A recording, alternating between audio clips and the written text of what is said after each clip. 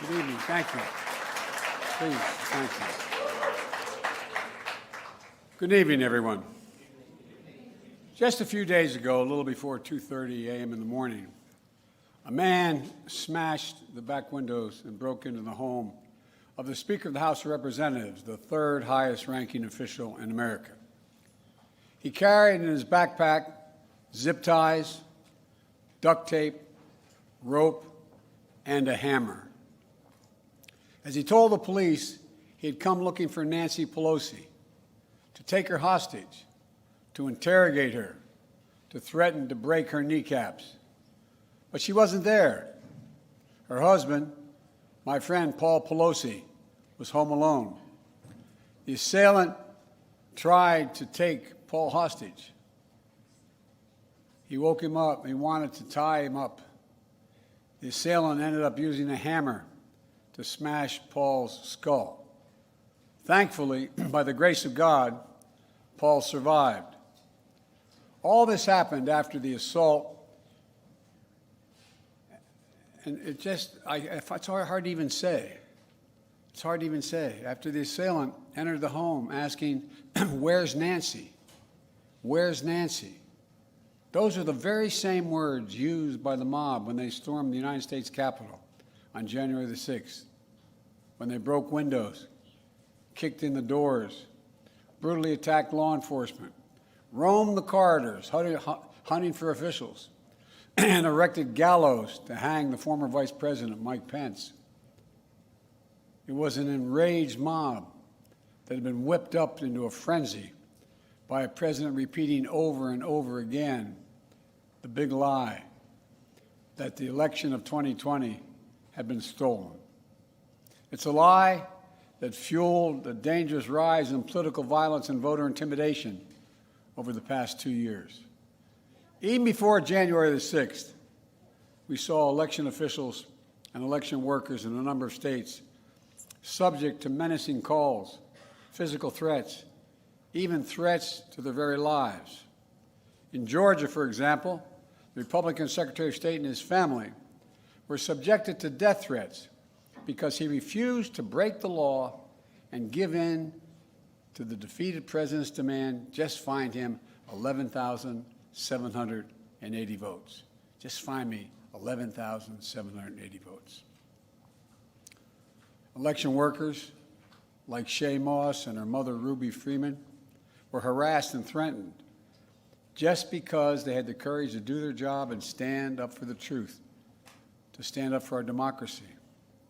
This institution, this intimidation, this violence against Democrats, Republicans, and nonpartisan officials just doing their jobs are the consequence of lies told for power and profit, lies of conspiracy and malice, lies repeated over and over to generate a cycle of anger, hate, vitriol, and even violence. In this moment, we have to confront those lies with the truth. The very future of our nation depends on it. My fellow Americans, we're facing a defining moment, an inflection point.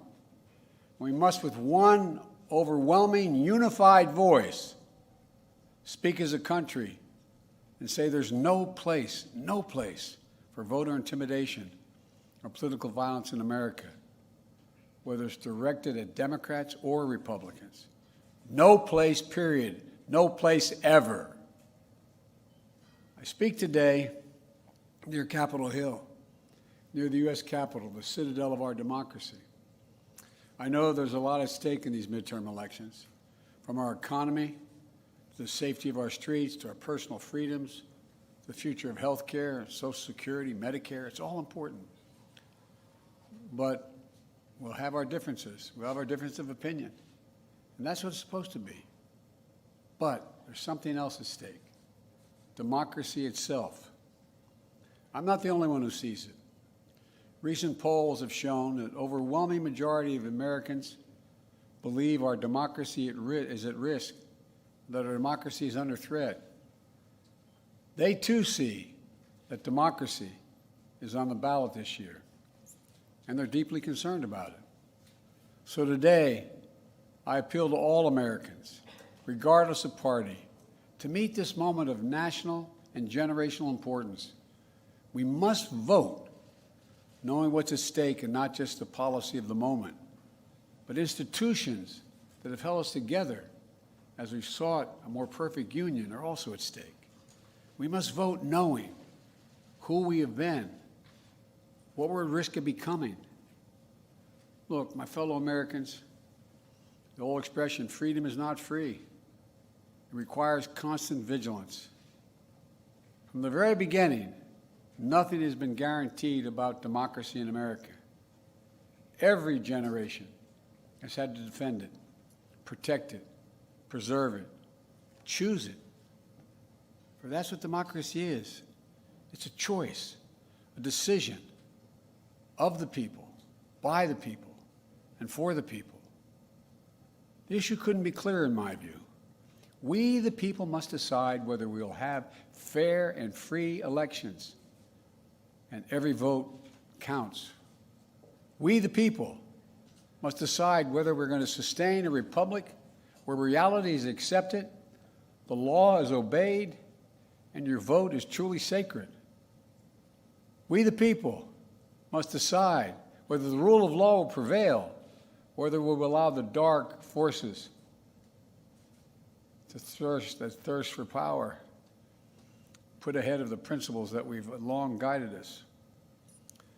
You know, American democracy is under attack because the defeated former president of the United States refuses to accept the results of the 2020 election. He refuses to accept the will of the people. He refuses to accept the fact that he lost. He has abused his power and put the loyalty to himself before loyalty to the Constitution. And he's made a big lie an article of faith in the MAGA Republican Party, the minority of that party. The great irony about the 2020 election is that it's the most attacked election in our history, and yet, there's no election in our history that we can be more certain of its results. Every legal challenge that could have been brought was brought. Every recount that could have been undertaken was undertaken. Every recount confirmed the results.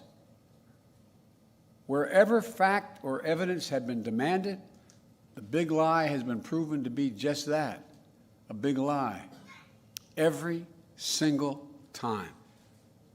Yet now, extreme MAGA Republicans aim to question not only the legitimacy of past elections, but elections being held now and into the future. The extreme MAGA element of the Republican Party, which is a minority of that party, as I said earlier, but is this driving force, is trying to succeed where they failed in 2020, to suppress the right of voters and subvert the electoral system itself. That means denying your right to vote and deciding whether your vote even counts. Instead of waiting until an election is over, they're starting well before it. They're starting now. They've emboldened violence and intimidation of voters and election officials. It's estimated that there are more than 300 election deniers on the ballot all across America this year. We can't ignore the impact this is having on our country. It's damaging, it's corrosive, and it's destructive. And I want to be very clear. This is not about me. It's about all of us. It's about what makes America, America. It's about the durability of our democracy. For democracies are more than a form of government. They're a way of being, a way of seeing the world, a way that defines who we are, what we believe, why we do what we do. Democracy is simply that fundamental. We must, in this moment, dig deep within ourselves and recognize that we can't take democracy for granted any longer. With democracy on the ballot, we have to remember these first principles. Democracy means the rule of the people, not the rule of monarchs or the moneyed, but the rule of the people. Autocracy is the opposite of democracy. It means the rule of one person, one interest, one ideology, one party.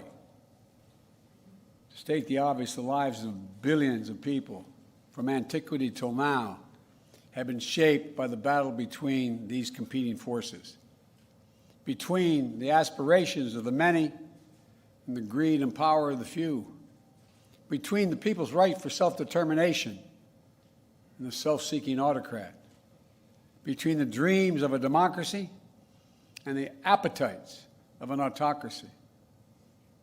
What we're doing now is going to determine whether democracy will long endure. It, in my view, is the biggest of questions. Whether the American system that prizes the individual, bends towards justice, and depends on the rule of law, whether that system will prevail.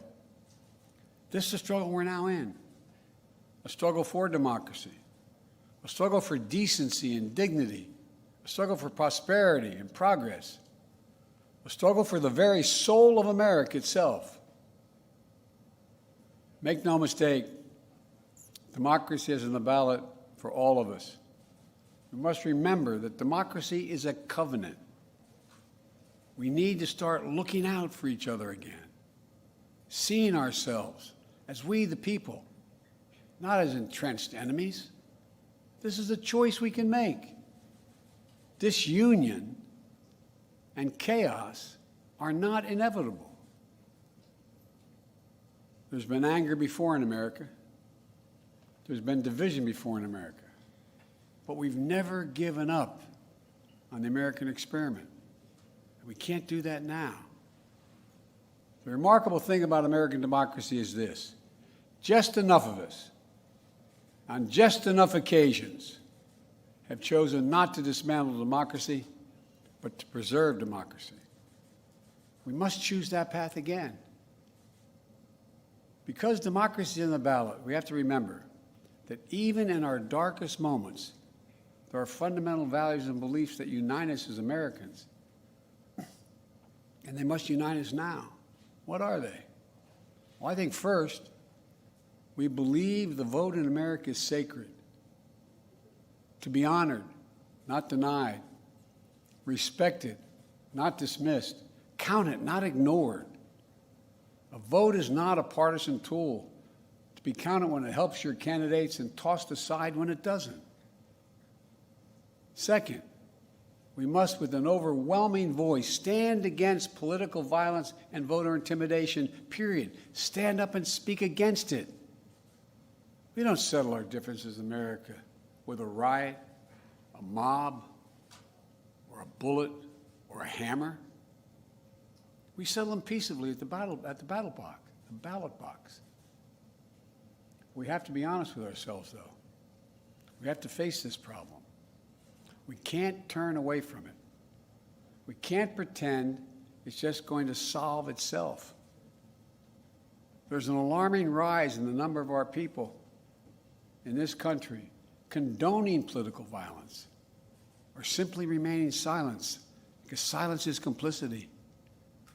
The disturbing rise of voter intimidation, the pernicious tendency to excuse political violence, or at least trying to explain it away. We can't allow this sentiment to grow. We must confront it head on now. It has to stop now.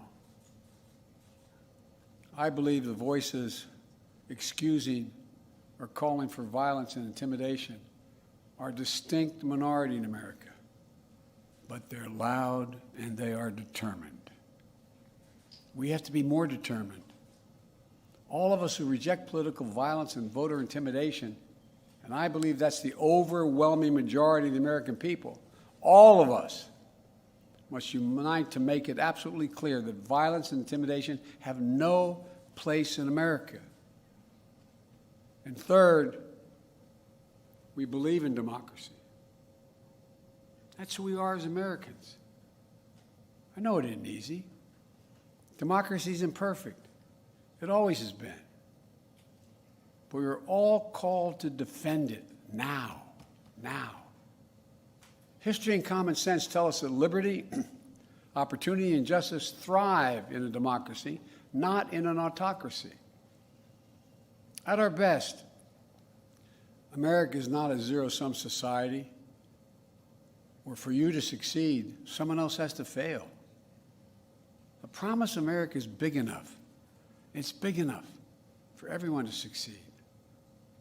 Every generation opening the door of opportunity just a little bit wider.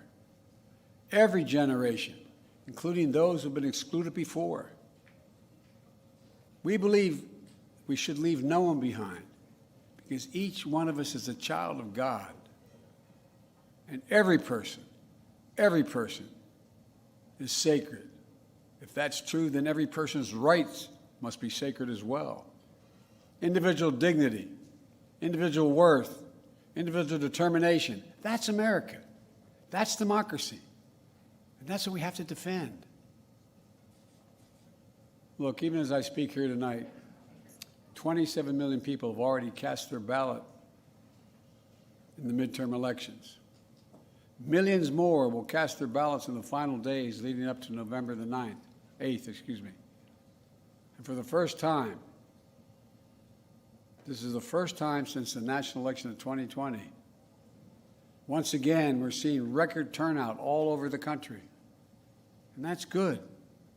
We want Americans to vote. We want every American's voice to be heard. Now we have to move the process forward. We know that more and more ballots are cast in early voting or by mail in America. We know that many states don't start counting those ballots till after the polls close on November 8th. That means in some cases we won't know the winner of the election for a few days after the election. It takes time to count all legitimate ballots in a legal and orderly manner.